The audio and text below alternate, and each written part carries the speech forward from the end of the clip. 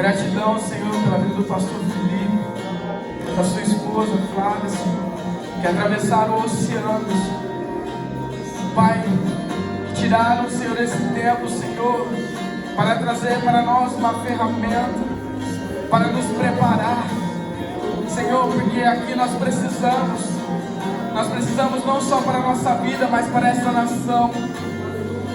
Pai, que ainda, Senhor, esta noite, nesta última sessão, nós queremos mais, enche-nos mais, nos capacita mais, capacita, Senhor, o pastor Felipe, para que, Senhor, neste último momento, Pai, nós possamos ser cheios, Senhor, do Teu Espírito Santo, através de tudo que for ensinado, através de tudo que for falado, Senhor. Capacita o Teu servo, o Teu filho, Pai, que ele seja um instrumento ainda maior, ainda mais nas nossas vidas, Pai. Te agradecemos e Te louvamos, Senhor. Pai, em nome de Jesus, restaura as forças físicas, emocionais. Pai, em nome de Jesus, nós Te agradecemos e Te louvamos por tudo que o Senhor tem feito e por tudo que vai fazer. Em nome de Jesus. Só quem crê diz amém. Glória a Deus, aplauda ao Senhor.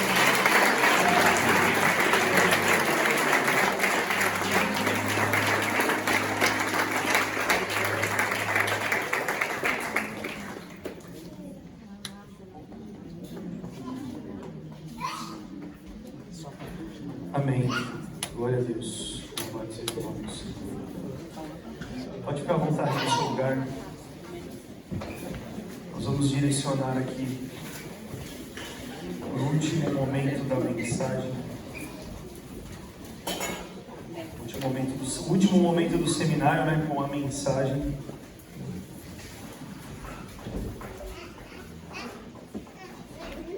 Eu quero te convidar a ir abrir na sua Bíblia o livro do profeta Daniel.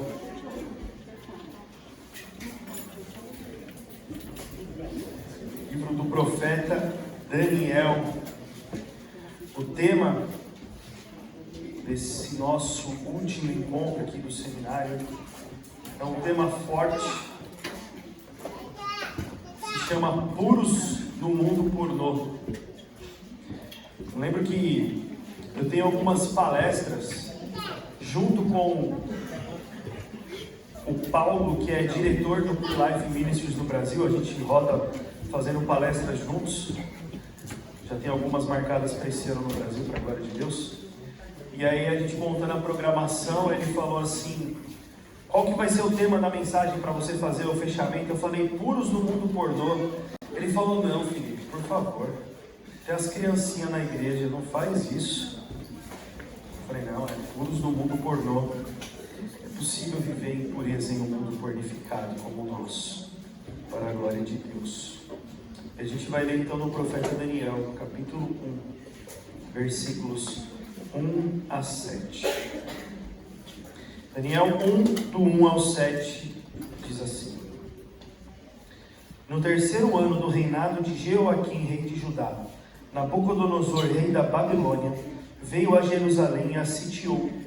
E o Senhor entregou Jeoaquim, rei de Judá, nas suas mãos, e também alguns dos utensílios do templo de Deus.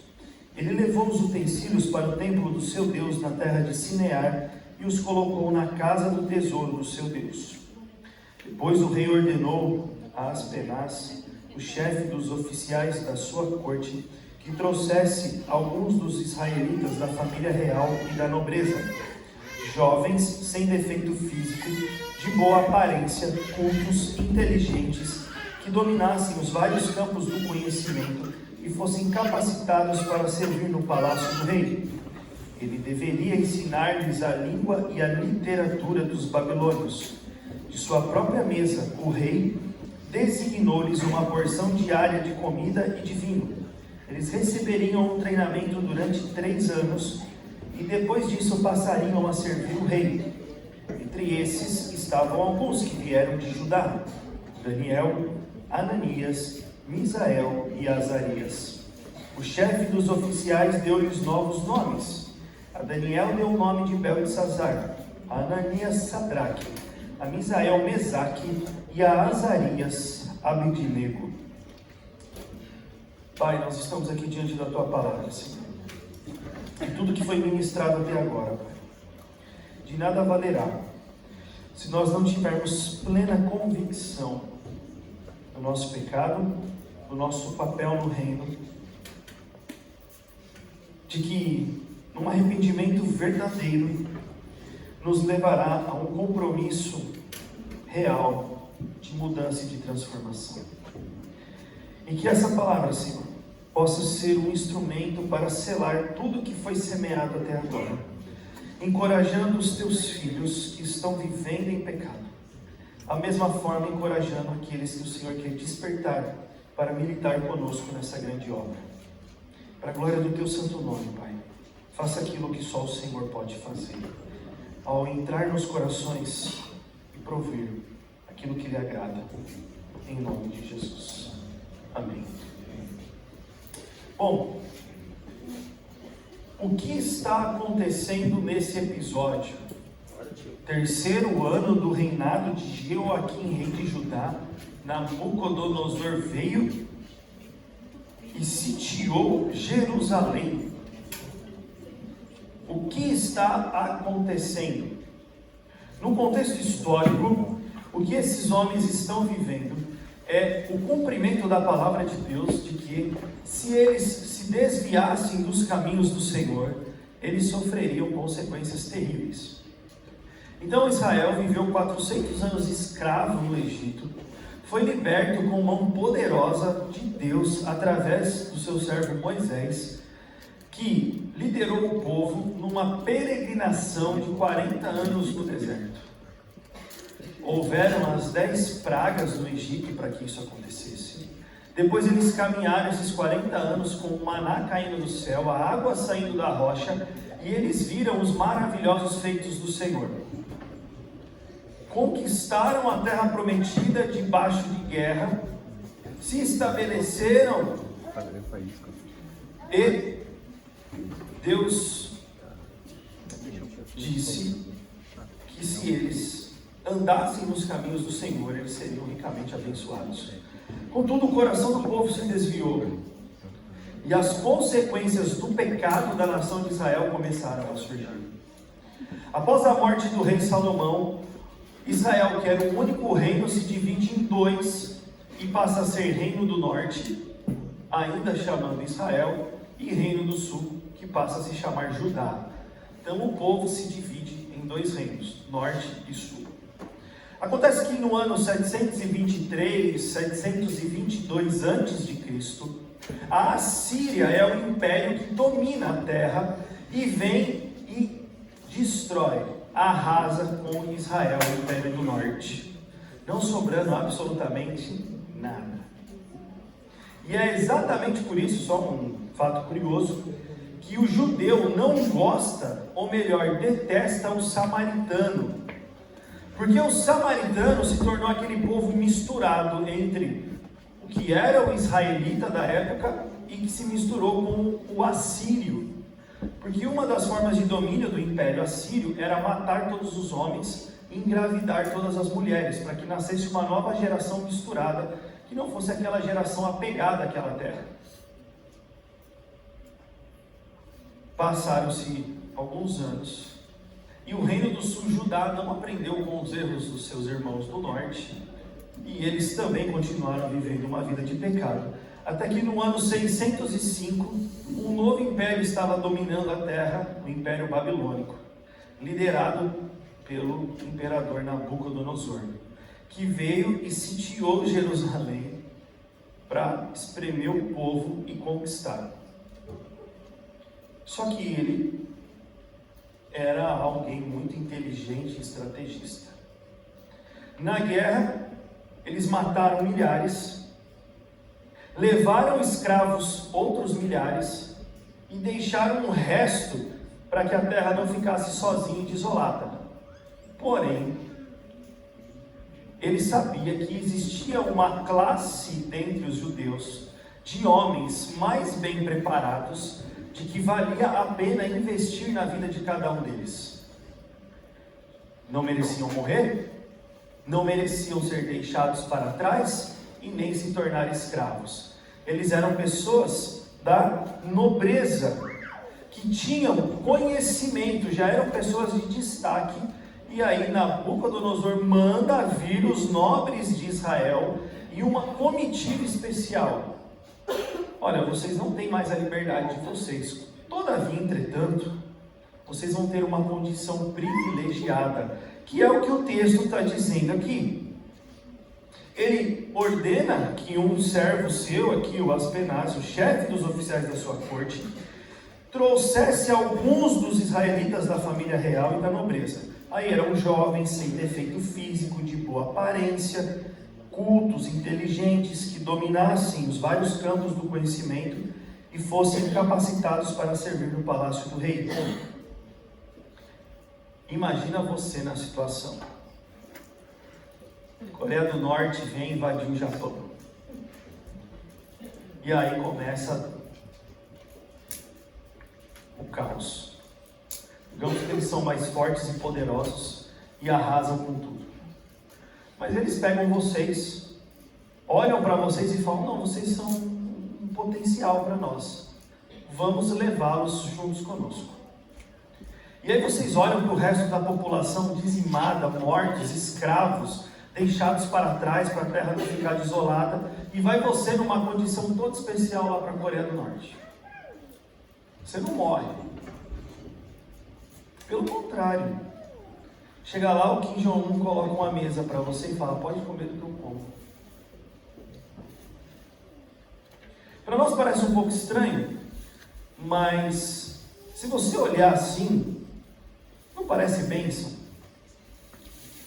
Você está indo numa condição especial, você não morreu, você não virou escravo, você não foi deixado para trás. Você está indo numa condição toda especial para esse lugar. Era o que estava acontecendo com esses jovens. Talvez eles olharam um para os outros e falaram: olha só, a gente não morreu, não virou escravo, não ficou na terra, a gente está aqui, e foi nos apresentado o banquete de Nabucodonosor. E é interessante que quando eles chegam lá, diz o versículo 5, que de sua própria mesa o rei designou-lhes uma porção diária de comida e de vinho. Eles receberiam um treinamento durante 3 anos e depois disso passariam a servir o rei. Eles foram levados para o maior império existente na época e foram introduzidos na melhor faculdade do momento. 3 anos de curso. Na melhor faculdade que tinha. E é interessante que o emprego está garantido. É o melhor curso e depois disso eles vão servir o rei. E o emprego é muito bom, servir o próprio imperador Nabucodonosor. Que oferta, hein? Parece que Deus olhou para esses homens e não vai morrer, não vai virar escravo, mas vai em uma posição de destaque para a Babilônia. Quem é que não gosta disso? Talvez você veio para o Japão para ter uma condição de vida melhor do que o Brasil tinha para te oferecer. Aí isso não se aplica aos japoneses que estão ouvindo a mensagem, que já estavam aqui. Mas você saiu do Brasil.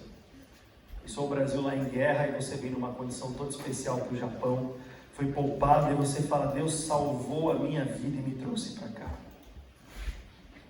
É interessante que aqui diz no versículo 4, jovens sem defeito, no plural. E no versículo 6 diz assim: entre esses estavam alguns que vieram de Judá, Daniel, Ananias, Misael e Azarias. O que isso significa? Significa que foram apenas os 4 que foram levados nessa condição para a Babilônia? Não. Dizem os historiadores que foram mais ou menos 100 jovens nessa condição. 100. E eles deviam ter mais ou menos, na média, assim, 16 anos de idade. Eles eram jovens.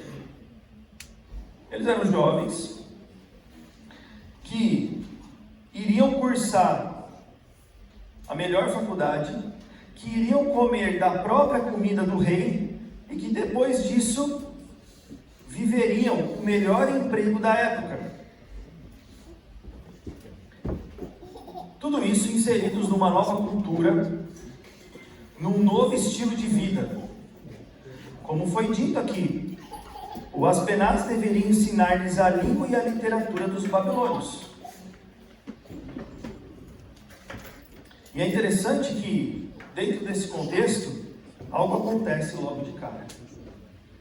Os seus nomes são mudados. Daniel passa a se chamar Beltesazar. E o nome no Antigo Testamento, ele é muito importante, porque todo nome tem um significado. O nome Daniel significa Deus é meu juiz.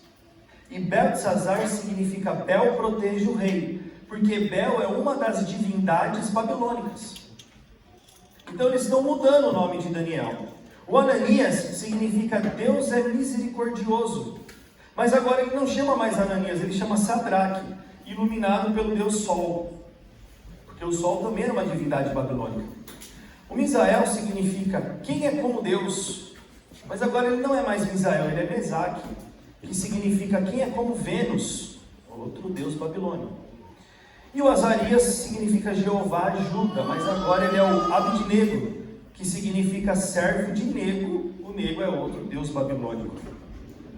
Eles estavam em uma condição totalmente especial, em um lugar de aparente bênção, porém, aqui começa o mistério de todas as coisas. Você vai ter o melhor emprego, você vai ter o melhor salário.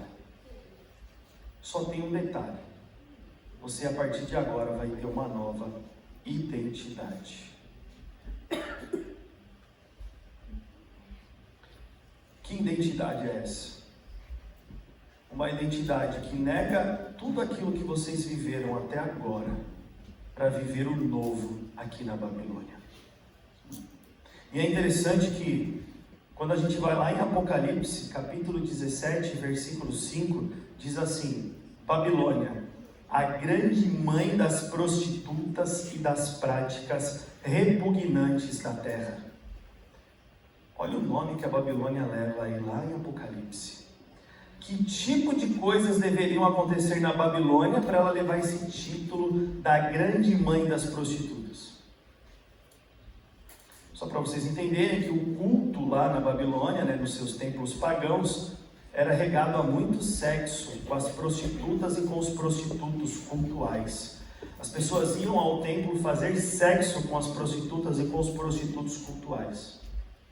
Porque eles entendiam que o Deus deles deveria ver uma simulação do que eles queriam na terra. E o que eles queriam? Fertilidade, grandes colheitas, prosperidade. Então, o sexo simbolizava a fertilidade. Então, eles iam para o culto para ter relações sexuais com os prostitutos e com as prostitutas, para que o Deus Sol, o Deus Vênus, o Deus Negro, o Deus Bel visse nos céus e abençoasse eles. Eu cresci na igreja. E um dia eu resolvi pôr o meu pezinho lá fora para ver as coisas desse mundo. E eu me identifico muito com essa história. Porque imagina esses caras aqui cresceram debaixo da cultura do Deus único e verdadeiro, com princípios e valores, e de repente eles foram inseridos numa nova cultura extremamente promíscua, lasciva, com tudo do bom e do melhor à disposição deles. E a Bíblia deixa bem claro: jovens, bonitos, sem defeito. Será que eles foram tentados sexualmente? Imagina chegar na Babilônia e falar assim: olha, se para adorar o nosso Deus é a base de sexo, quanto mais para fazer as outras coisas. Pode ter a mulher ou as mulheres que vocês quiserem, porque vocês estão em posição de autoridade aqui. A oferta era muito boa, mas custava a identidade deles.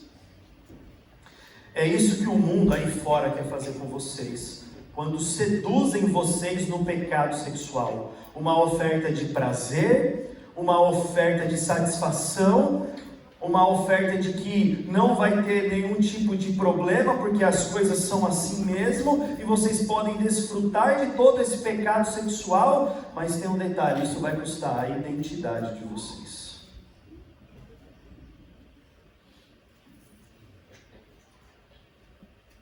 Não, mas eu sou bissexual. Não, mas Deus é amor, Ele vai tolerar a união homoafetiva. Não, mas trair a minha esposa, isso daí é normal. Nós normalizamos e perdemos a nossa identidade. Nós nos deixamos levar pelas ofertas pecaminosas da nossa época e nós perdemos a nossa identidade. Não tem problema. Quem nós somos? Quem você é? Diz o apóstolo Paulo em 2 Coríntios capítulo 5, versículo 20, que nós somos embaixadores de Cristo.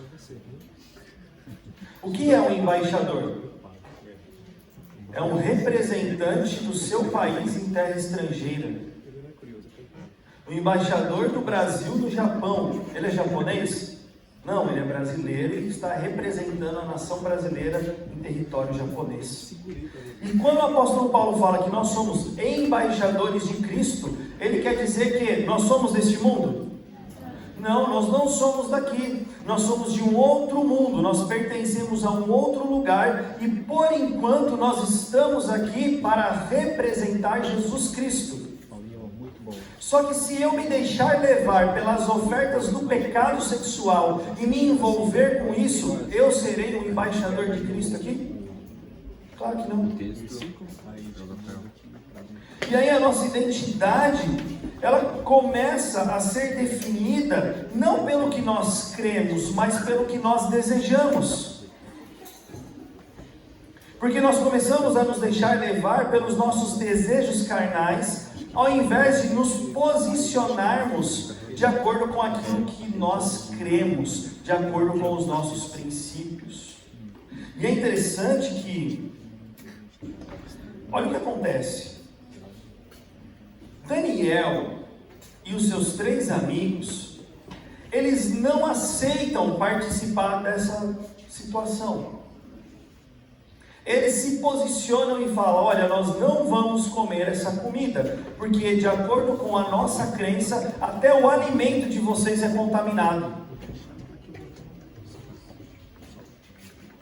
E aí, acontece algo inacreditável, porque eles querem comer apenas vegetais. E o Aspenaz aqui, que é o chefe dos oficiais, concorda em fazer uma experiência com eles. Fala: olha, tá bom, já que vocês não querem, eu vou liberar para vocês aqui 10 dias que vocês não vão comer da comida do rei e vão comer só os vegetais. E isso é algo inacreditável. Porque o versículo 9 vai explicar por que é inacreditável. E Deus fez com que o homem fosse bondoso para com Daniel, tendo simpatia por ele. Quando Daniel se posiciona e fala: olha, a gente não quer nem a comida, Deus toca no coração daquele homem para que aquele homem aceite a condição de Daniel e de seus amigos. Porque só Deus por intervir. Porque se o plano dá errado, o que significa? O Aspenaz deixou de cumprir uma ordem do rei, do imperador Nabucodonosor. O que ele merece? Vai morrer. O máximo de é isso. Você colocaria sua vida em risco por causa de 4 desconhecidos? 4 estrangeiros, considerado um povo inimigo que acabou de ser conquistado. E você vai pôr o seu pescoço à prova por causa de 4 estranhos? Mas Deus toca no coração desse homem e fala: tá bom. E esse homem concorda em deixar eles durante 10 dias sem se alimentar dos manjares de Nabucodonosor. Agora eu pergunto para você: se eles não comeram nem a comida, vocês acham que eles se contaminaram sexualmente? Sim ou não? Não comeram nem a comida. Eles chegaram numa terra hipersexualizada, bonitos, lindos e saudáveis, em uma posição de autoridade, com tudo do bom e do melhor, e se posicionaram e disseram: Não. Nós temos valores, nós temos princípios, e por mais que vocês mudem os nossos nomes, chama do que vocês quiserem, nós continuaremos a ser Daniel, Misael, Azarias e Adanias. Porque a nossa identidade não pode ser definida pelo que a cultura nos impõe ou pelos nossos desejos carnais, mas pelos nossos princípios e crenças. Quando eu estabeleço princípios e crenças, eu começo a estabelecer no coração a identidade. E eu começo a ser guiado pelo que eu creio, não pelo que eu sinto. Eu tenho lidado com homens e mulheres que são guiados pelos seus órgãos genitais e não pelos que creem. E será que você é um desses nessa noite? Depois de tudo isso que você ouviu, será que você está vivendo uma vida guiado só pelo sexo, só pelo instinto, só pelo desejo, e você está abrindo mão da sua identidade de embaixador de Cristo? Você é o embaixador de Cristo no Japão. Deus te trouxe para essa terra por um motivo, e não foi para você vir aqui somente realizar os seus desejos e sonhos pessoais, mas para você cumprir o propósito de Deus nessa terra. Deus te trouxe do Brasil para cá só para você viver os seus projetos pessoais? Só para a sua vida melhorar, porque no Brasil estava difícil?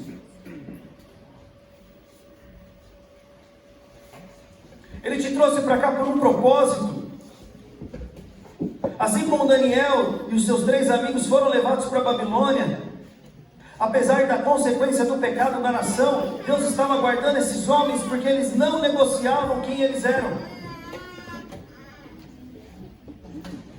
O que você tem negociado para conseguir as coisas aqui nesse lugar? Que tipo de conversa você tem para ser beneficiado naquilo que você faz? Quem você representa? O cuidado de Deus estava com eles, a ponto de que, olha o que diz o versículo 15. Passados os 10 dias, eles pareciam mais saudáveis e mais fortes do que todos os jovens que comiam a comida da mesa do rei. Assim o encarregado tirou a comida especial e o vinho que haviam sido designados, e em lugar disso lhes dava vegetais. Passaram os 10 dias, eles estavam numa posição de vantagem sobre os outros, porque eles foram ricamente abençoados por Deus. Deixa eu dizer uma coisa para você: quem vive o princípio e anda em obediência, Deus guarda, Deus cuida, Deus provê. Você pode sair do Brasil para vir plantar aqui, para ter uma vida melhor. Você vai jogar tudo fora, porque as riquezas deste mundo não valem nada se Deus não estiver conosco. Se o nosso propósito de vida não se cumprir, e o nosso propósito de vida é amar a Deus sobre todas as coisas, amar ao próximo como a nós mesmos, para que o reino se manifeste sobre a terra e vidas sejam levadas à salvação em Cristo Jesus. Você está preocupado com o seu umbigo ou está preocupado com vidas serem salvas? Não precisa responder, não. Você está ocupado demais vivendo a sua vida enquanto os seus irmãos aqui estão indo para o inferno? Enquanto uma nação está caindo em decadência? Quando um homem lá no Brasil fala: poxa, que pena que você vai para o Japão com a sua esposa, porque quando eu fui para lá sozinho, eles me ofereceram mulheres para eu poder passar as noites. Vocês vivem numa nação tão imoral quanto a minha. Só que a diferença é que lá é escancarado, aqui vocês são hipócritas. O japonês vende uma imagem para o mundo que é mentira. Mas Deus conhece os corações e sonda o que está em oculto. E a igreja japonesa está podre, como a igreja brasileira está, porque nós somos hipócritas, estamos sentando em cima do nosso pecado sexual. E a nossa identidade é uma identidade que por fora é uma máscara, mas por dentro Deus sabe o que está no nosso coração. Meu pastor orou por nós quando nós iríamos viajar para cá, e ele falou assim: vai ser uma luta espiritual muito grande. Deus quer aplanar os caminhos no Japão.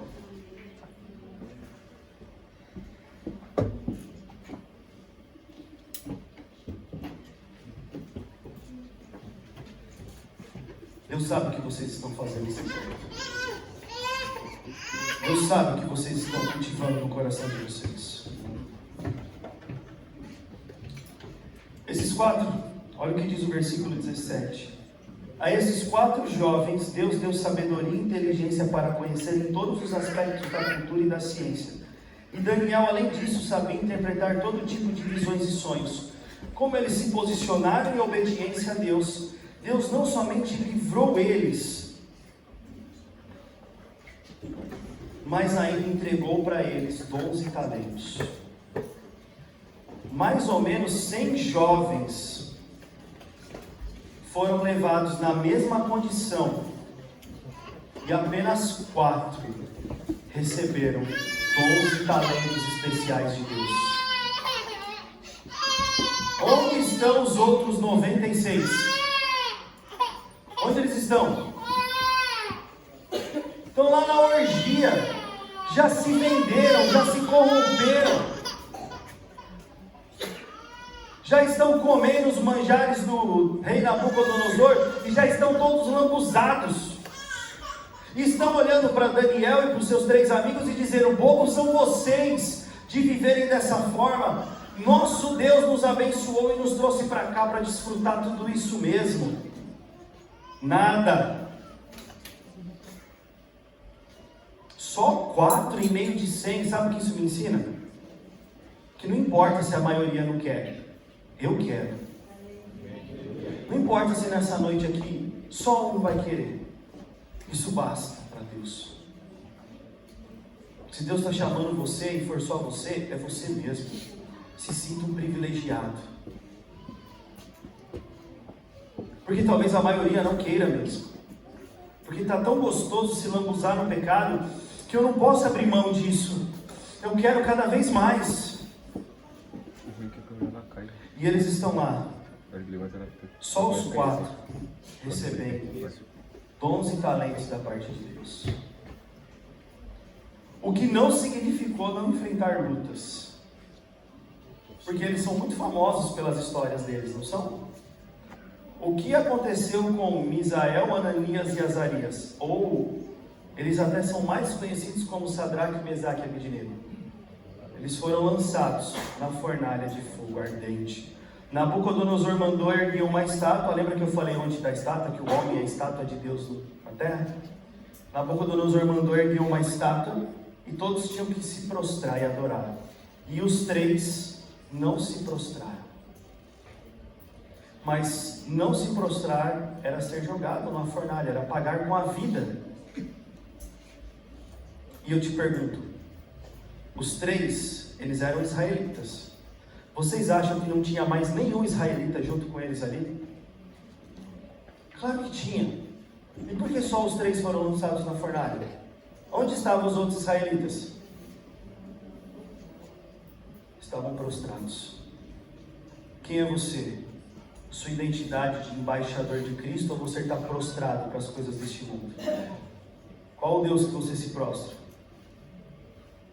Interessante que quando eles são jogados na fornalha,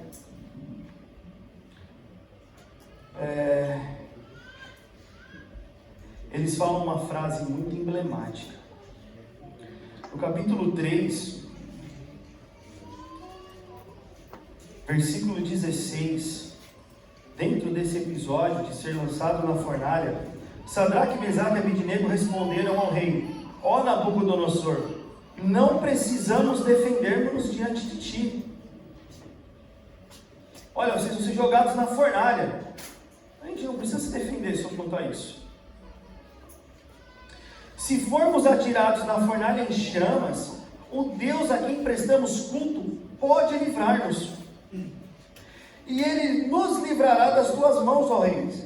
Mas, se Ele não nos livrar, saiba, ó rei, que não prestaremos culto aos teus deuses, nem adoraremos a imagem de ouro que mandastes erguer.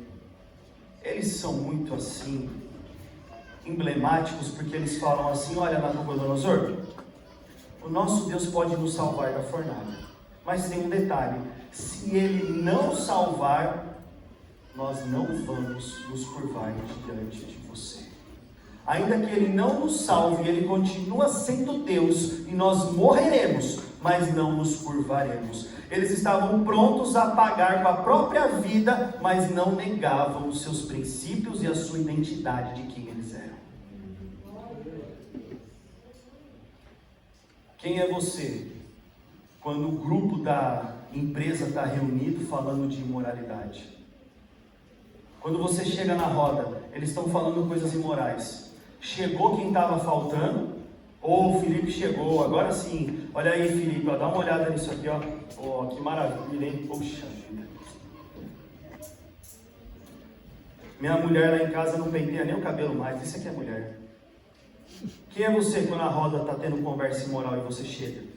Você é o que só faltava você para a conversa continuar? Ou guarda aí, o Felipe chegou, ele não gosta dessas coisas não. Vamos mudar de assunto que o Felipe chegou. Quem é você na roda da imoralidade? Quem é você na escola? Quando os planos são planos imorais. Quem é você na escola? Você é o que concorda com tudo, que aceita tudo? Para não ser um motivo de chacota? Para não ser deixado fora da turma? Ou você está pagando um preço de ser zombado porque você pensa diferente dos outros? Você quer pensar igual para ser aceito? Ou está disposto a pagar o preço de pensar diferente, ainda que custe ser zombado, achincalhado, deixado de lado? Quem é você? De que lado você está? Porque vir na igreja é fácil, difícil é ser cristão lá fora no mundo. Aqui dentro ser crente é muito fácil. E aí esses caras são lançados na fornalha. O que acontece? Já não eram mais 3, mais 4. E eles saíram ilesos da fornalha de fogo. Porque não negociaram princípios e valores, não negociaram a sua identidade. E o que restou para Daniel? Restou uma cova cheia de leão. Porque ele não deixou de orar. Não deixou o seu costume de se prostrar diante de Deus. Quando o decreto chegou dizendo que ele não poderia mais fazer isso.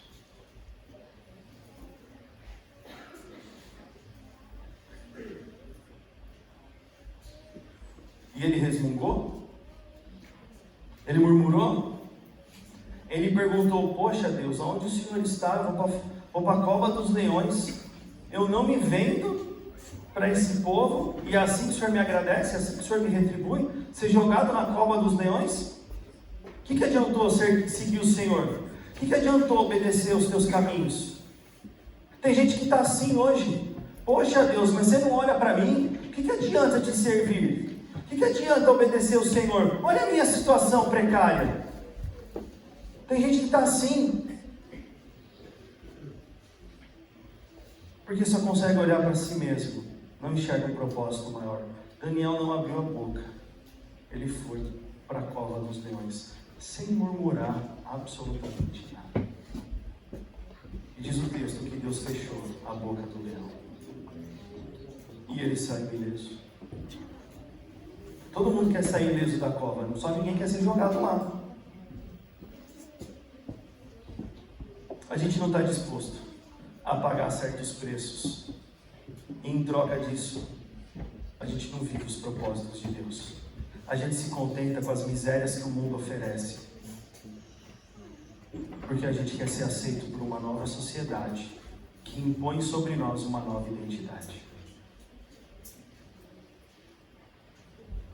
Quando Israel foi levado cativo aqui para a Babilônia, depois de ver os seus irmãos serem dizimados no norte, agora eles sendo cativos, o que eles perderam de mais importante?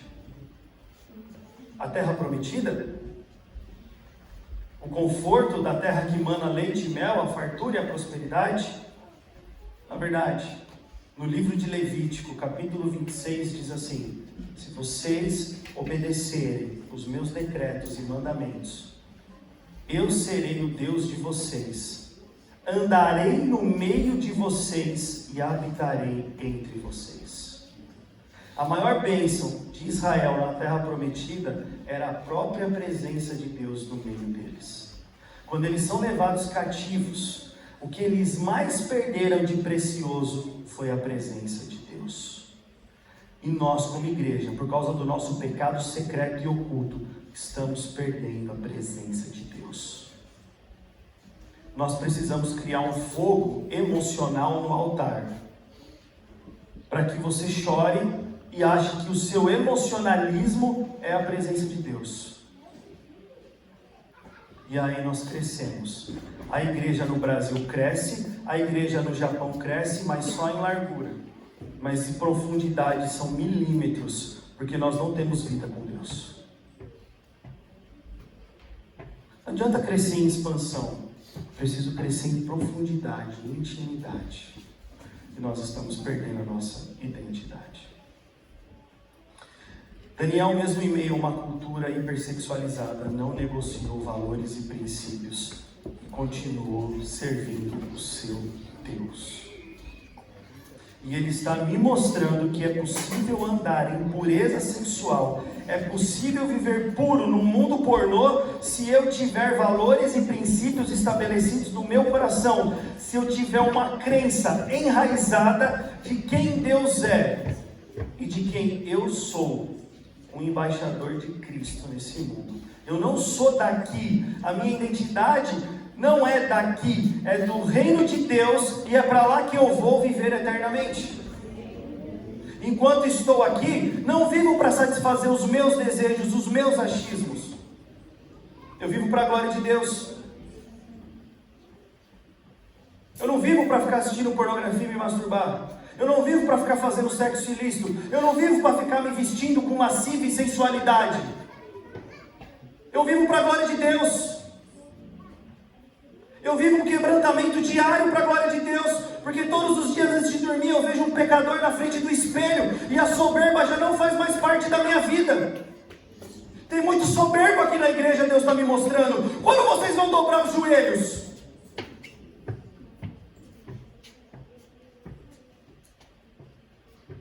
Vocês acham que vocês são alguma coisa? Vocês não são ninguém. Eu não sou ninguém. Se não for Deus em nós e através de nós, nós não somos ninguém. Tem ego inchado aqui dentro. Tem gente soberba aqui dentro. Vocês não são nada. O dinheiro que vocês têm na conta bancária não significa nada. Isso vai queimar como palha no último dia. O Deus dono de todas as coisas não precisa dessa esmola que você tem.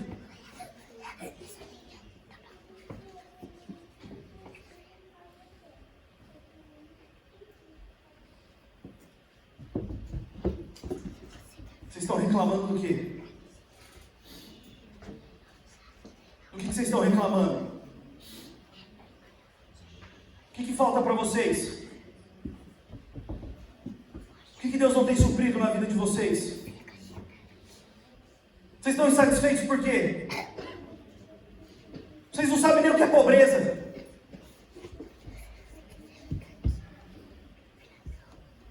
Vocês não sabem o que é ver uma criança sendo abusada até a morte. Porque vocês não fazem nada, dão de ombros com aquilo que está acontecendo no mundo, porque vocês estão ocupados demais com o ego de vocês. Vocês estão ocupados demais com os problemas de vocês. Vocês não se posicionam a favor do reino de Deus. E Deus quer vomitar vocês.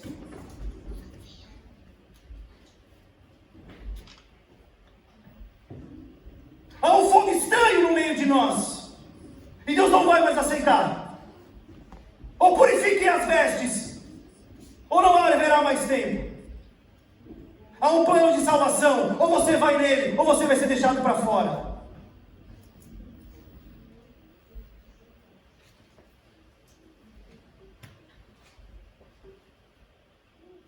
Tem gente aqui que achou que fazer algo desse tipo não fazia sentido.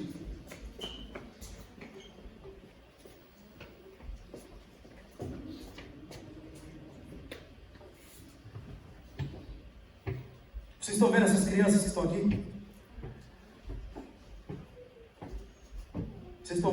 crianças que estão aqui. Eles vão viver num mundo de caos, porque vocês são egoístas.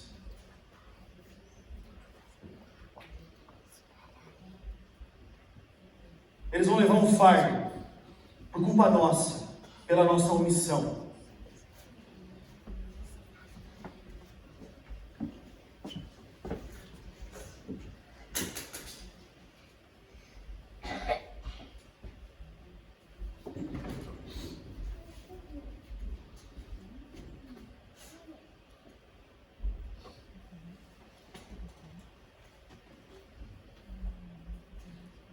Esse menininho aí vai ser grande no reino de Deus. Até ele olhou para trás. É você mesmo.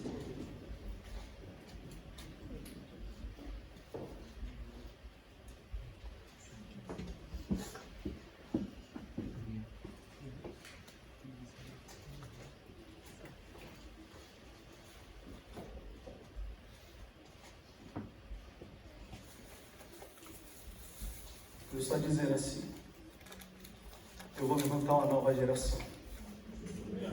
Se vocês não querem o inimigo, vocês levantam outros.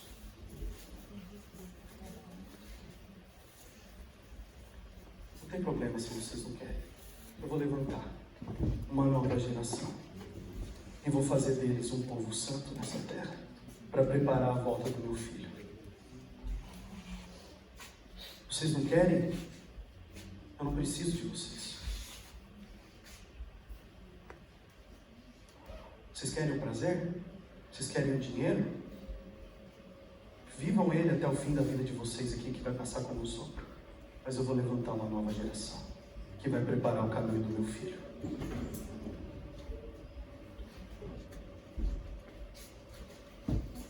Daniel, quando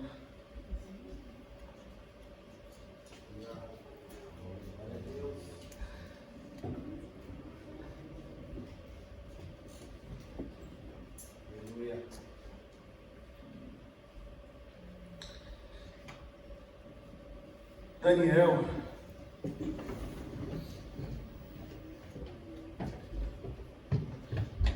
ele estava vivendo no meio do caos. E no capítulo 9, ele diz que ele olha para a palavra do profeta Jeremias. Ele é um contemporâneo do profeta Jeremias. Ele viu o que fizeram com o profeta Jeremias. Ele ouviu as palavras do profeta Jeremias.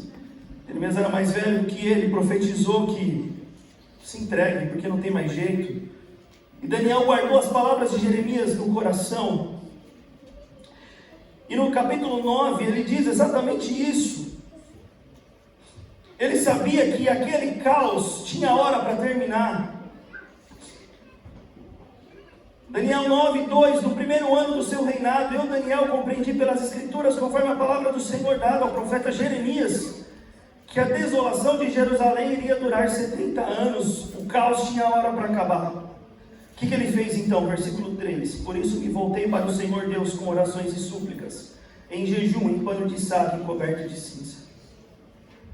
Eu orei ao Senhor, o meu Deus, e confessei: ó Senhor, Deus grande e temível, que mantens a tua aliança de amor com todos aqueles que te amam e obedecem aos teus mandamentos.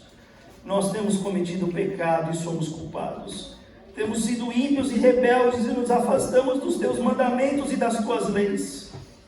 Não demos ouvido aos teus servos, os profetas, que falaram em teu nome aos nossos reis, aos nossos líderes e aos nossos antepassados e a todo o povo. Senhor, tu és justo e hoje estamos envergonhados. Sim, nós, o povo de Judá, de Jerusalém, de todo Israel, tanto os que estão perto como os que estão distantes, em todas as terras pelas quais espalhastes, por causa da nossa infidelidade para contigo. Ó Senhor, nós e nossos reis, nossos líderes e nossos antepassados estamos envergonhados por termos pecado contra ti. O Senhor nosso Deus é misericordioso e perdoador, apesar de termos sido rebeldes. Não te demos ouvidos, Senhor nosso Deus, nem obedecemos às leis que nos deste por meio dos teus servos, os profetas. Todo Israel transgrediu a tua lei e se desviou, recusando a te ouvir.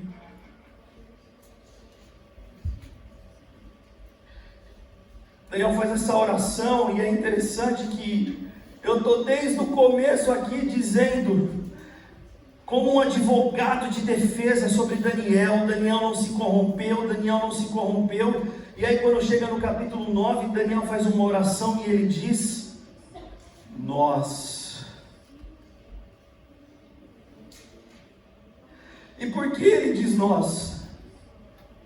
Porque ele entende que ele não é o único diante de Deus, mas que ele está ali junto com o povo de Deus. Eles são Israel, a nação escolhida do Senhor. E ele se coloca como um igual a todos os seus irmãos e fala, Senhor, nós temos cometido pecado. Ele entende que eles são um único povo. E o que nós somos? Nós somos a igreja, o corpo de Cristo, um único povo. Porque só existe uma cabeça e a cabeça é Jesus. Então, se uma parte dessa igreja está em pecado sexual, todo o corpo está sentindo os efeitos desse câncer.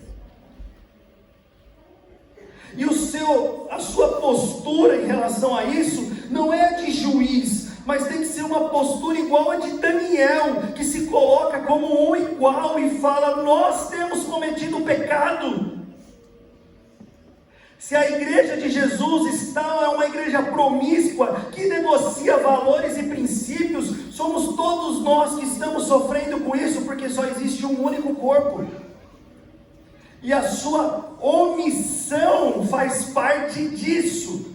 Quando você julga o outro porque ele tem um desejo, você está condenando a si mesmo, porque você faz parte do mesmo corpo. Nós temos cometido pecado, nós somos culpados. Não existe nessa noite aqui dentro ninguém inocente.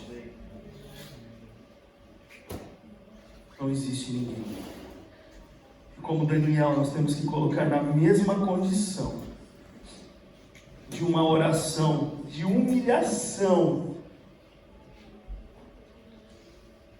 Orações, súplicas, jejum, pano de saco, coberto de cinza, se humilhando na presença de Deus, clamando o perdão de Deus, misericórdia pelos nossos pecados.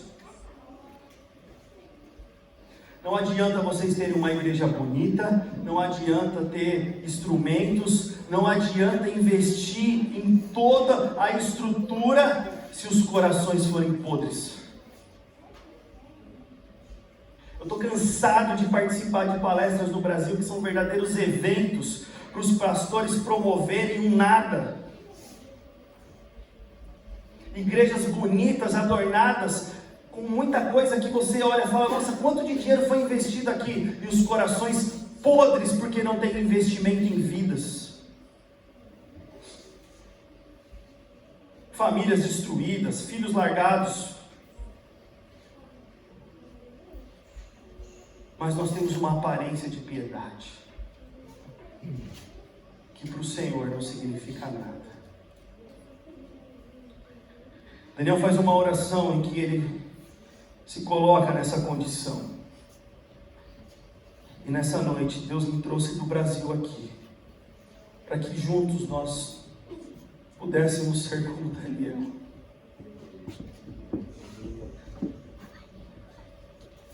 Chegou a hora. No versículo 15, Daniel começa a mostrar o que Deus quer de nós. Ó Senhor nosso Deus, no capítulo 9, versículo 15, ó Senhor nosso Deus, que tiraste o teu povo do Egito com mão poderosa e que fizeste para ti um nome que permanece até hoje. Igreja, nós precisamos reconhecer quem Deus é. Aqui Daniel está reconhecendo a grandeza e a soberania de Deus. Foi o Senhor que nos tirou do Egito com mão poderosa. E ele continua, nós temos cometido pecado e somos culpados. Deus é o soberano justo. Nós somos os pecadores que carecem da graça e da misericórdia dele nessa noite. E no versículo 19, Daniel continua dizendo assim: Senhor, ouve, Senhor, perdoa, Senhor, vem e age. Por amor de ti, meu Deus, não te demores, pois a tua cidade e o teu povo levam o teu nome. Daniel está orando, clamando pela intervenção de Deus, não porque ele quer ter conforto, não porque ele quer ter comodismo, não porque ele quer ser suprido financeiramente, mas ele está orando porque ele está preocupado com a glória de Deus. Senhor, faz todas essas coisas porque nós levamos o teu nome. No Antigo Testamento, as guerras entre os povos eram, na cabeça deles, guerra entre os deuses. Então, se o povo A venceu o povo B, significa que o Deus A venceu o Deus B, ele é mais forte. Quando Israel é levado cativo, o que ele está dizendo para a cabeça do povo? Que o Deus de Israel perdeu a batalha, e o nome de Deus é zombado. Quando nós andamos em imoralidade sexual, é o nome de quem que é zombado? É o nome de Jesus, porque é a igreja de Cristo.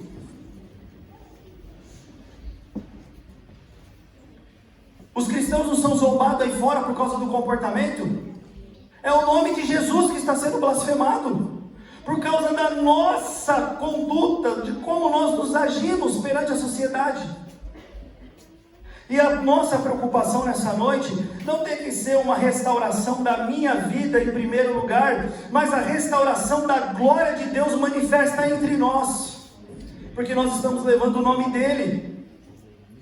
É o nome dEle. Se nós nos quebrantarmos, Ele diz em várias partes das Escrituras que Ele não rejeita um coração quebrantado e contrito.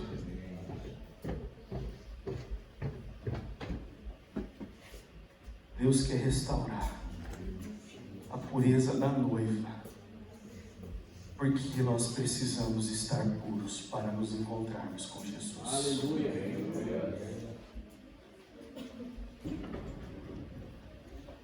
E nós nessa noite vamos clamar pela misericórdia de Deus, para que Ele não nos descarte e que nós possamos ser os instrumentos dEle, para a glória do nome dEle. Porque Ele está sendo claro: se vocês não quiserem, eu levanto a próxima geração e eu descarto vocês, por causa da soberba dos corações duros. Mas assim como Daniel clamou naquele dia pelo povo, nós podemos clamar nessa noite e confessar os nossos pecados sexuais para Deus. Mas eu não tenho pecado sexual. Você não entendeu ainda que você faz parte do corpo? Você ainda está em cima dessa soberba? Você não entendeu que é uma coisa só todo mundo? E se você é o próprio pecador sexual, pecadora sexual,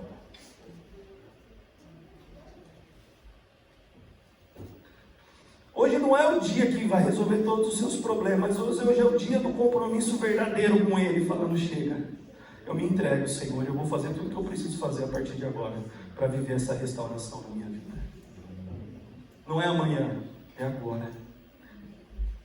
Porque da mesma forma que Daniel olha para o profeta Jeremias, ele olha para a palavra, é o que ele tem na mão, e ele encontra esperança. Nós podemos olhar para a palavra e encontrar esperança de que corações quebrantados são aceitos na presença de Deus.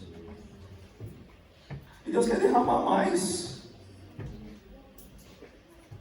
Vocês já se contentaram com o que Ele tem feito aqui em Toyohashi? Ele tem muito mais. Ele tem muito mais. Ele quer derramar mais, Ele quer fazer mais. E Ele está batendo a porta, Ele quer fazer mais. Vocês louvaram aqui que se Ele batesse na porta Ele podia entrar, não louvaram? Foi de coração? Tem certeza? Não foi hipocrisia da boca para fora? Quando a gente for lá para fora, como que vai ser a nossa conduta? Mas antes que a gente saia, a gente precisa se prostrar aqui e clamar pela misericórdia dEle. Clamar pela misericórdia dEle. Eu quero convidar o pessoal do louvor aqui. Se puder dar uma baixada nessa luz. Bendito Deus.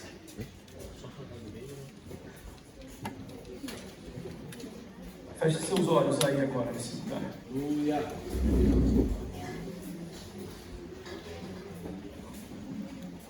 Deixa eu ver. Pode abrir, né? Ah, Deus, é tão difícil. Pegou o seu Google. Glória a Deus. Boa, Paulinho, tá uma visão boa aí. Dá para dar uma diminuída aqui na frente também? Está muito claro aqui na frente, por favor. Amarelo, não dá? Deus amado. Não é essa amarelas.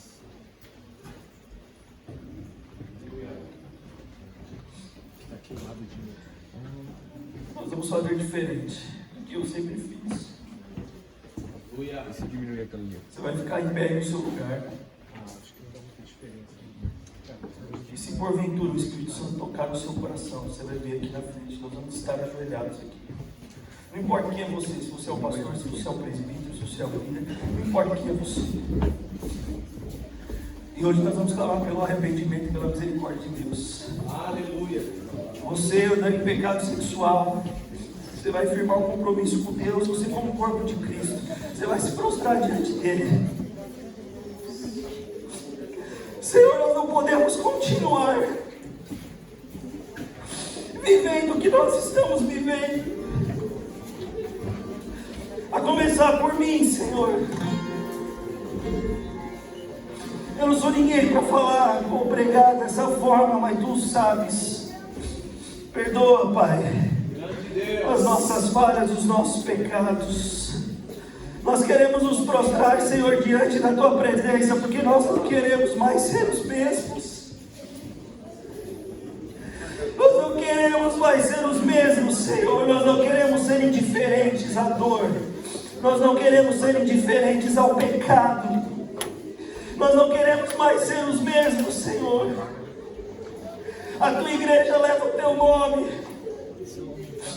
Oh Deus, nós estamos negociando a nossa identidade por tão pouco, por tão pouco, por tão pouco. Mas nós não queremos mais que seja assim, Senhor. Nós não queremos mais viver em função dos nossos desejos sexuais. Nós não queremos mais viver em função do dinheiro. Nós não queremos mais viver em função dos nossos sonhos. Nós não queremos mais viver em função dos nossos planos. Mas nós queremos aquilo que é do Senhor para nós. Se for a fornalha, que seja a fornalha. Se for a cova dos leões, que seja a cova dos leões. Não importa. Mas nós queremos que o Senhor, e somente o Senhor nas nossas vidas, aquele que purifica toda imoralidade do nosso coração e da nossa alma, aquele que purifica a noiva para o encontro com Cristo. Oh, nós estamos preparando, Senhor, os últimos dias, os dias que antecedem a volta do Salvador.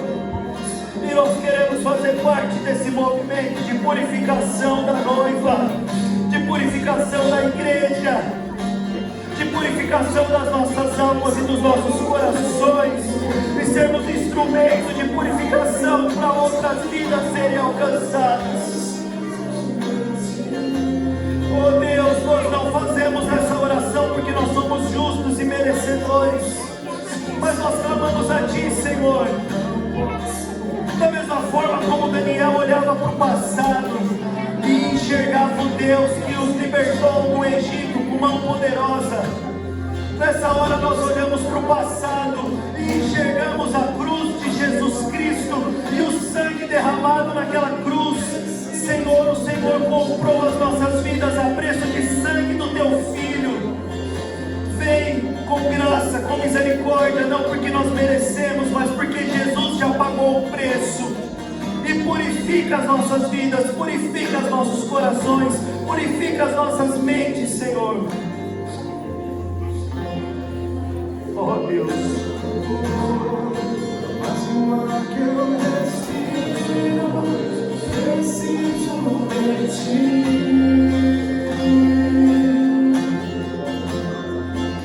Distante de Ti, Senhor, não posso ver.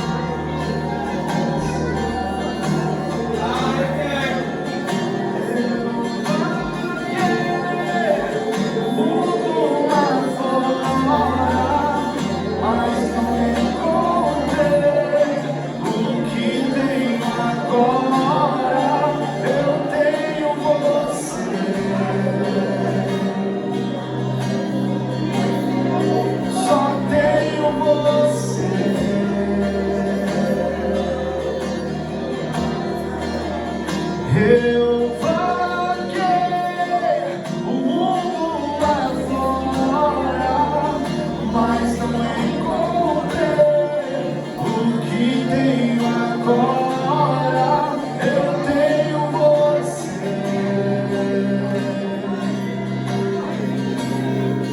Só tenho você.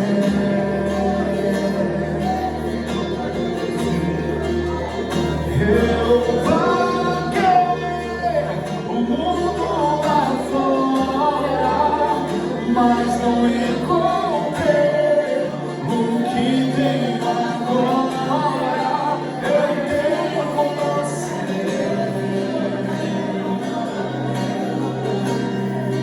Só tenho você.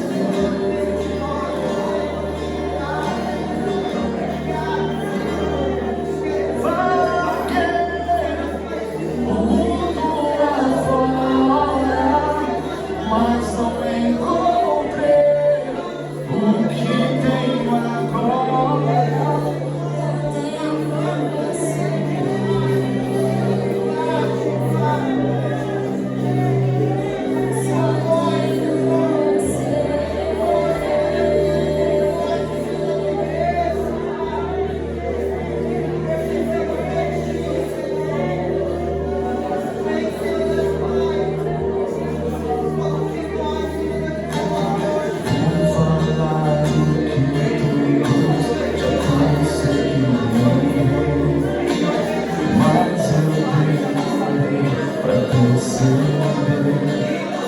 Eu estava longe, você estava perto.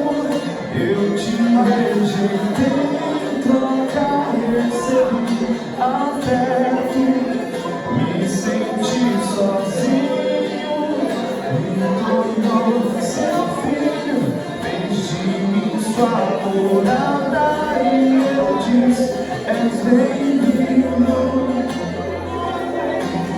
Não me abandonou todas as vezes que eu caí. Bastou eu falar pra você me ouvir e ficar feliz. E ficar feliz.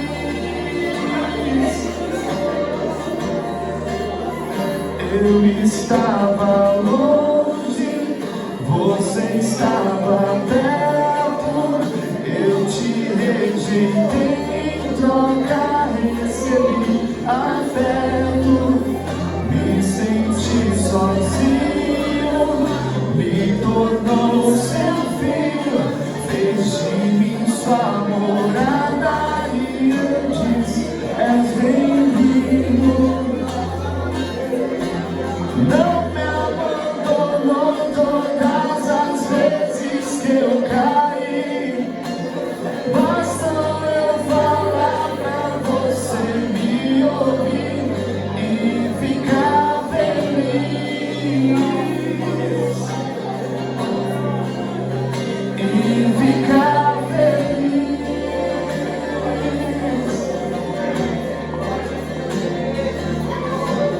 Não me abandonou todas as vezes que eu caí. Basta eu falar pra você me ouvir e ficar feliz. E ficar feliz. Eu vaguei o mundo lá fora, mas não encontrei o que tenho agora.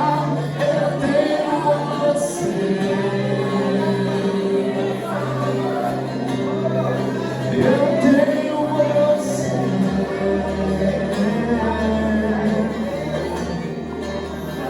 Eu vaguei o mundo lá fora, mas não encontrei o que tenho agora. Eu tenho você. Só tenho você.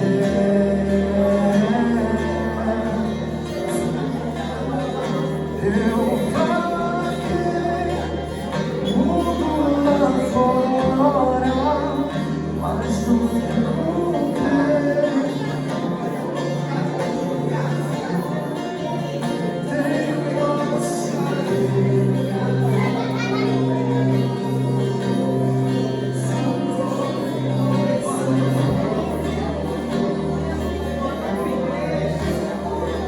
Senhor,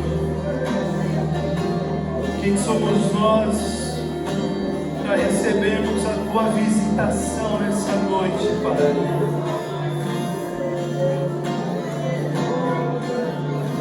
O Senhor determinou que chegou a hora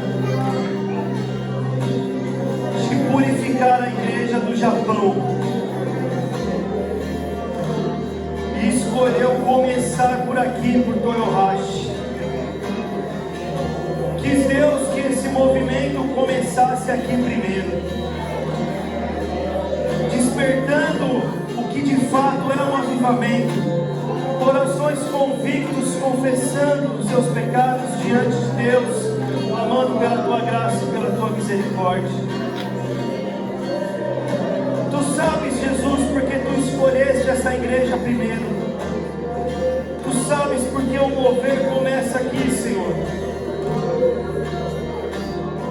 Tu sabes a sinceridade dos corações dos pastores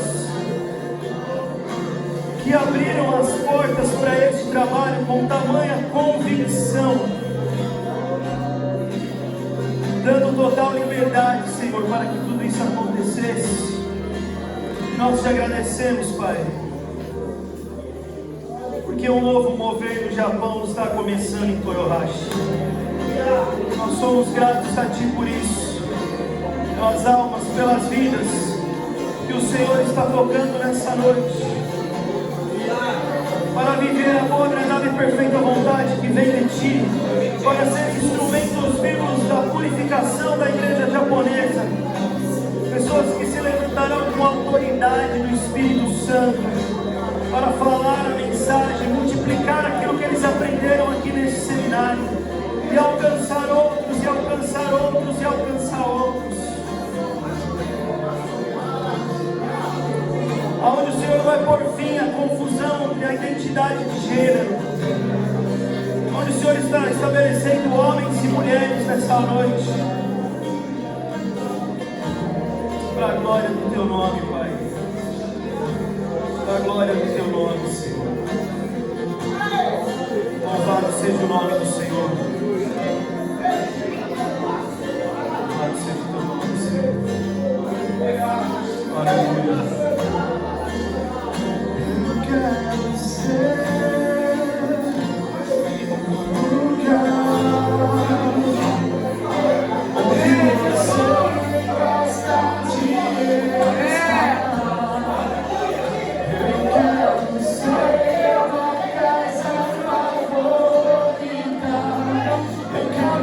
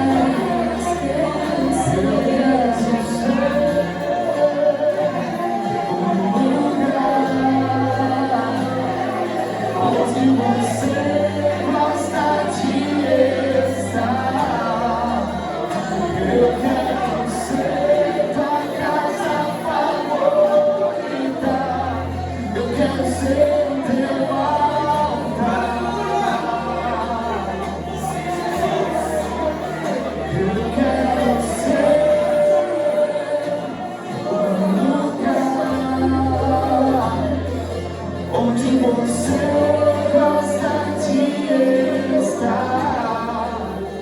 Eu quero ser tua casa favorita. Eu quero ser teu altar.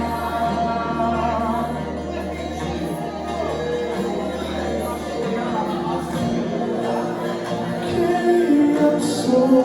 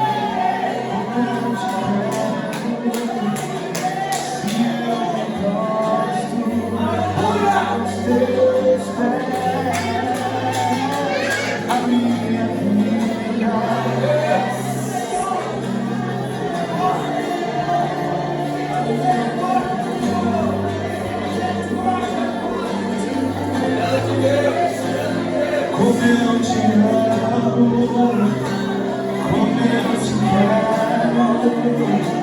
Se eu me prostro aos teus pés, a minha vida eu te consagro.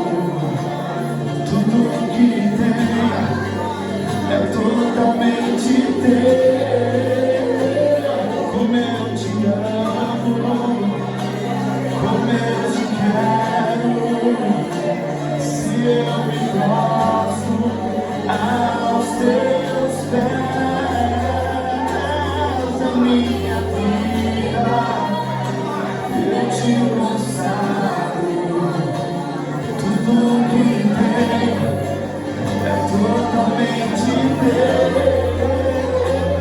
Como eu te amo, como eu te quero. Se eu me prostro aos teus pés, a minha vida eu te consagro. Tudo que tem é totalmente teu.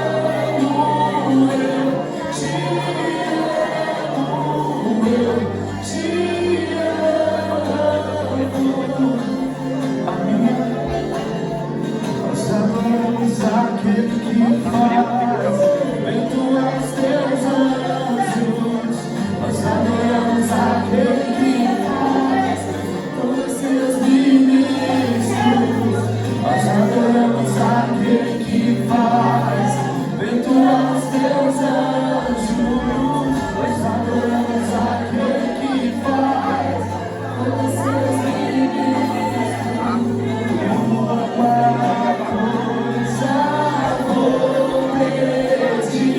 Deixa eu ficar nesse lugar todos os dias da minha vida.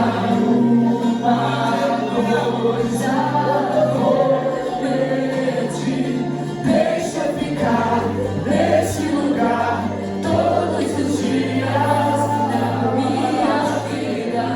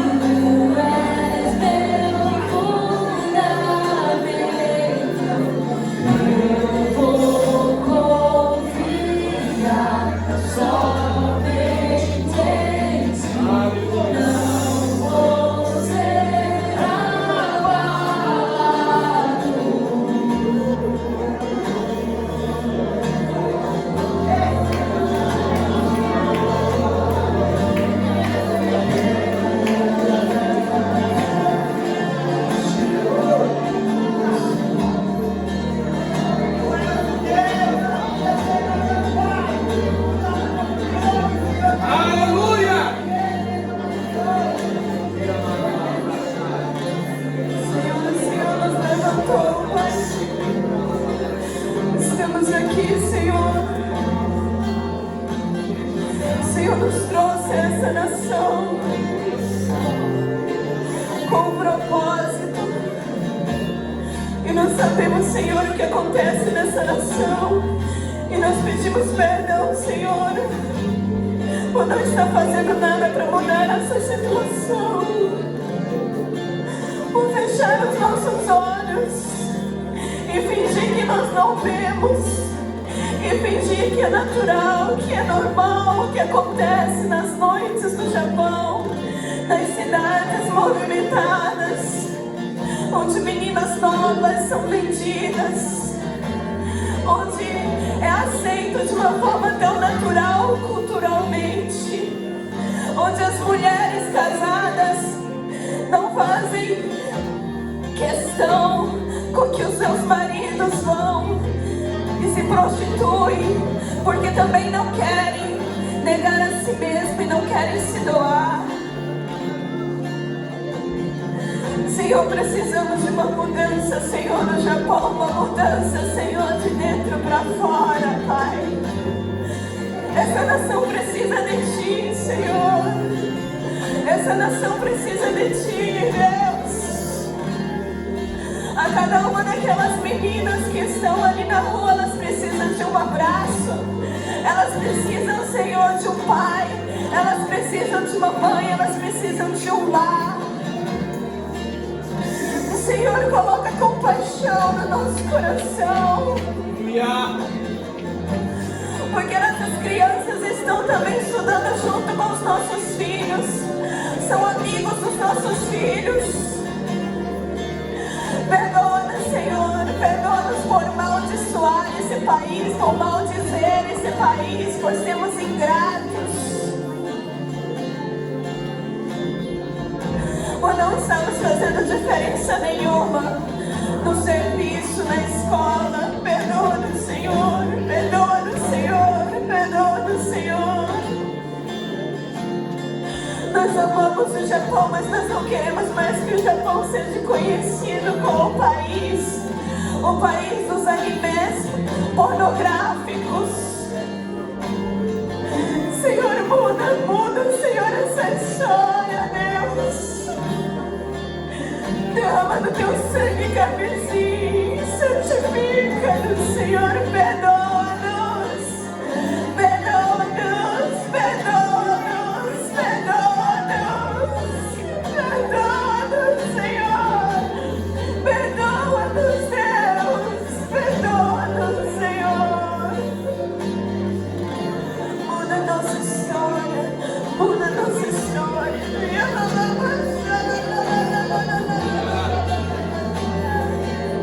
Compartilha, Senhor, a dor do Teu coração. Compartilha, Senhor, compartilha conosco, Deus, o Teu amor por essa nação. Compartilha, Senhor, o Teu sentimento, Senhor, por essa nação.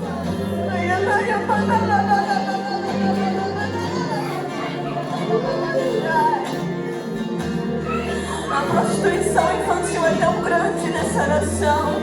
A prostituição de estudantes é o maior mercado de prostituição entre as estudantes. Senhor, perdoa-nos, Senhor.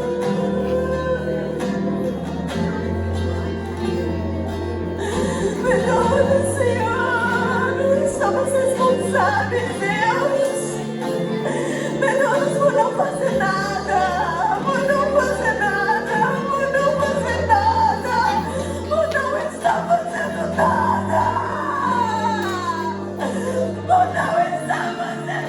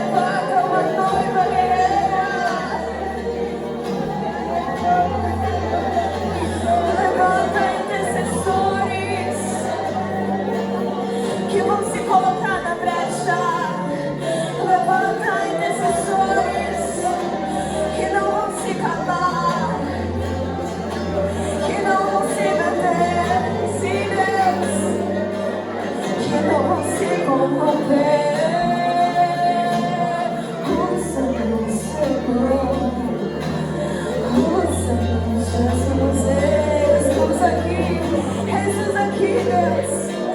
Eis-nos aqui, Senhor. Aleluia. Se você quer fazer a diferença, te convido agora a se colocar de pé e dizer: Senhor, usa minha vida, usa minha vida, usa minha vida, usa-nos como igreja, como teu corpo, Senhor, como teu corpo, Jesus. E a forma que o Senhor vai nos usar é nós sermos a luz, é através de nós, é nós sermos diferentes, é nós sermos o sal. Aleluia.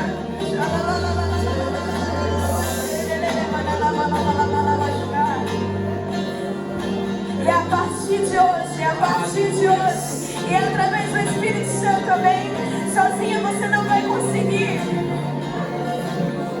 Somos meros pecadores, mas é o Espírito em nós, é o Espírito de Deus em nós, Ele que nos capacita.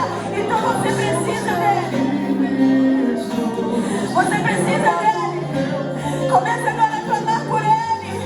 Busque ele. Fale: vem sobre mim, vem sobre mim, vem sobre mim. Vem sobre mim. Vem sobre mim.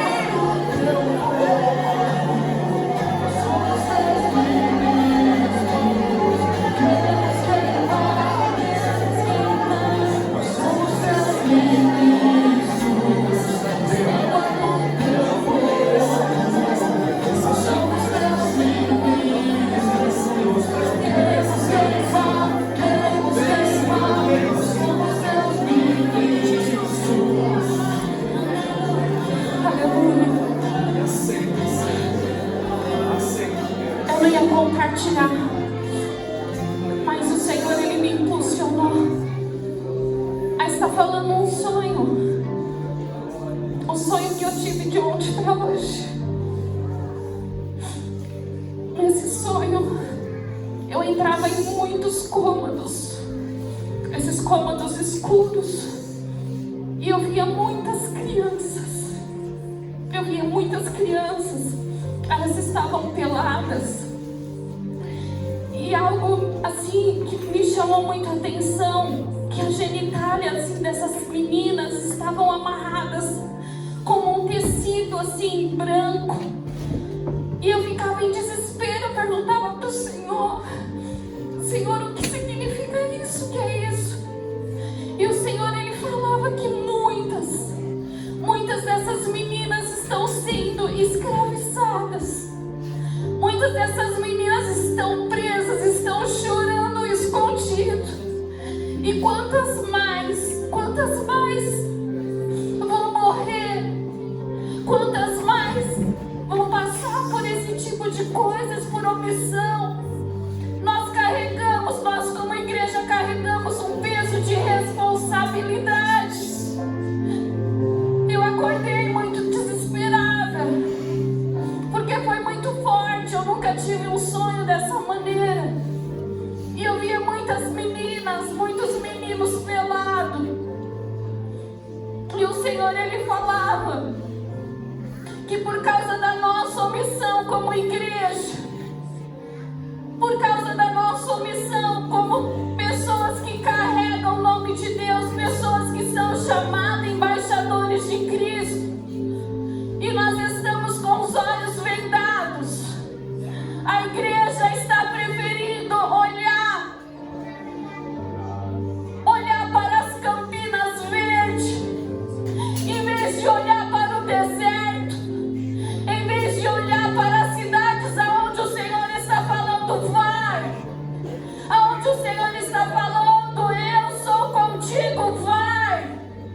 Talvez muitos estão aqui sim com pecados escondidos. Talvez muitos estão aqui para que o Senhor venha fazer algo na sua vida, mas há muitos também, diz o Senhor, que o Senhor, Ele quer te usar. O Senhor, Ele trouxe essa ferramenta para nós neste lugar. E o Senhor, Ele vai começar a usar a tua vida de uma forma diferente. Talvez a gente fale: Senhor, mas quando que a gente vai tratar com pecado sexual?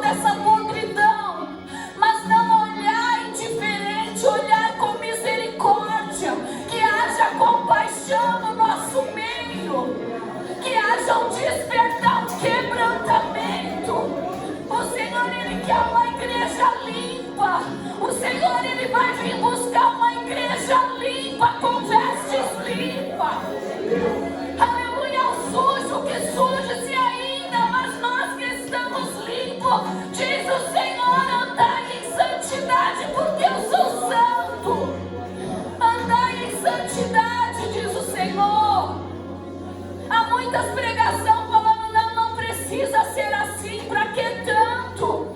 Ai, mas pra que pedir tanto direção de Deus pra fazer isso? O Senhor, Ele deixa que você opine na sua vida. Isso é mentira de Satanás. O Senhor, Ele quer uma igreja santa. O Senhor, Ele quer vestes limpas. Aleluia. Precisamos estar preparados para o grande dia do Senhor. Esse dia será terrível. Se você, como igreja do Senhor, não está pronta, não estiver pronta, ai daquele, diz o Senhor. Ai daquele, diz o Senhor. Ele está cobrando da igreja santidade. A boca que profere o nome do Senhor não pode estar com palavras iníquas. Aquele que profere santidade nos lábios dentro da casa do Senhor não pode estar transmitindo maldições e palavrões, diz o Senhor. Aleluia. Às vezes a gente fala, não, é somente isso, foi somente aquilo. Chega de dar desculpa para o seu pecado. Chega de mentira, diz o Senhor. Seja verdadeiro diante de Deus. Assim como o pastor Felipe disse aqui, dê nome ao seu pecado. Se mostre para o Senhor. Se mostre, olha Deus, eu estou assim. Eu preciso de mudança. Aleluia. Eu preciso ser transformado. Aleluia. Aleluia.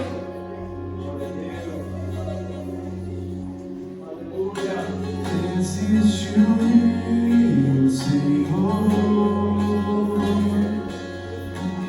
que flui do teu grande amor. Águas que correm no trono, águas que curam, que limpam.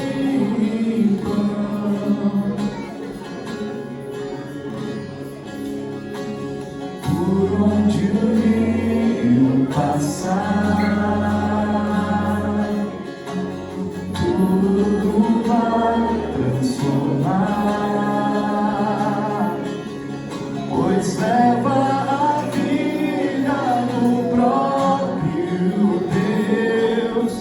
Esse rio está neste lugar.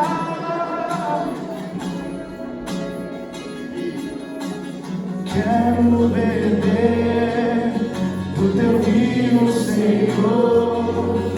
Sacia minha sede, lava o meu interior. Eu quero fluir em tuas águas. Eu quero beber da tua fonte, fonte de águas vivas. Tu és a fonte, Senhor. Existe um rio, Senhor, que flui do teu grande amor. Águas que correm no trono, águas que curam, que limpam.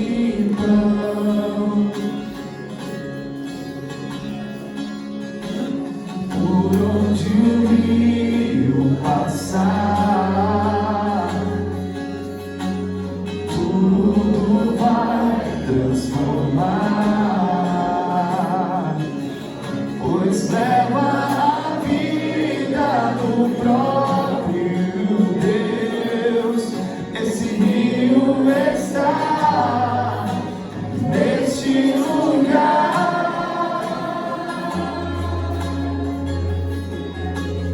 Quero beber do teu rio, Senhor. Sacia minha sede, lava o meu interior. Eu quero fluir em tuas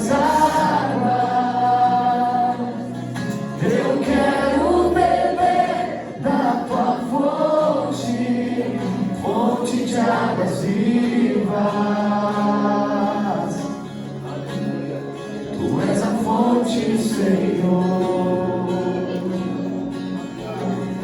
Glória a Deus, Senhor, nós cremos que esses rios estão nos lavando, meu Deus, nesse